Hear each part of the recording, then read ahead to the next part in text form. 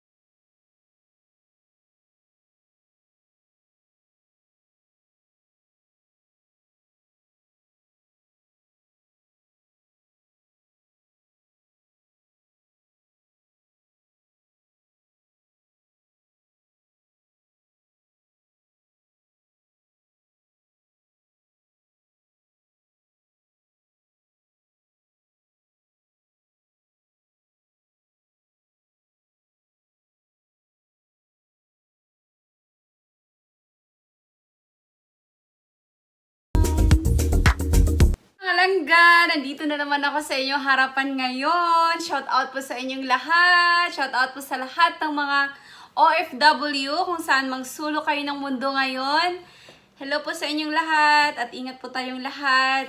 So yun mga langga, tapos na naman ang aking juice na napaka-healthy juice.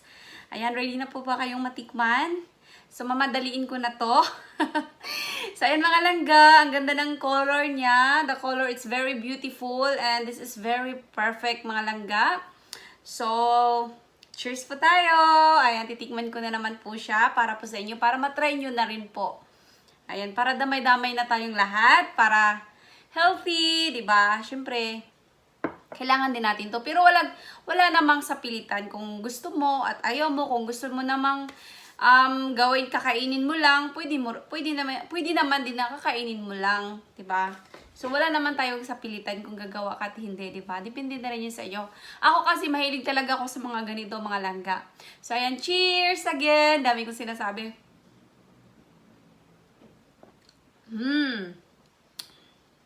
Masarap siya mga langga. Medyo mapait lang siya konti, yung taste niya, medyo mapait. At mabango po siya, mabango siya at medyo may lang talaga siya, medyo mapait, pero masarap siya mga langga. Mapait po siya dahil po sa ating grapefruit.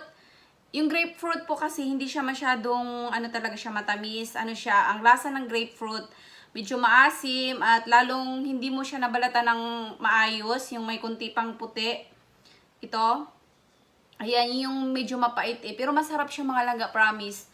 So, yung mga langga, itry nyo na rin. Ayan, masarap siya mga langga. Iinumin nyo to before morning at night. Before ka matulog at sa morning din. Maganda rin to inumin sa morning at sa night. So, twice a day mo siyang iinumin. Morning and night. Ayan, para lahat tayo mugwapa. Char. Hindi marami kasi siyang benefit sa ating katawan. Ayan. Pero syempre, kailangan nyo pa rin diba? Advice sa doktor kung mayroon kayong mga sakit, kung pwede ba kayo uminom nito. So, diba? Ayan, inumin ko pa siya mga langga.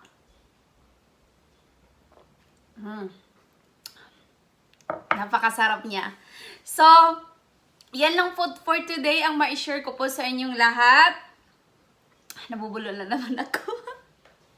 So, shout out po sa aking mga kaibigan dyan, sa mga organic friends ko. Thank you so much for always watching my video. At maraming salamat na rin po sa inyo. Maghintay lang din po kayo mga langga kung kayo ay nanood sa aking video. At ako naman ay bumabalik po sa inyo. At syempre busy din akong tao. So, sana maintindihan nyo rin ako. So, thank you so much mga langga again. Kung bago ka pa lang sa akin channel, please don't forget to like at mag-subscribe ka na rin para updated ka sa aking mga video.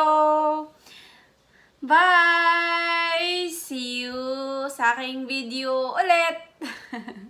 Mwah! Have a good day and good night. Bye!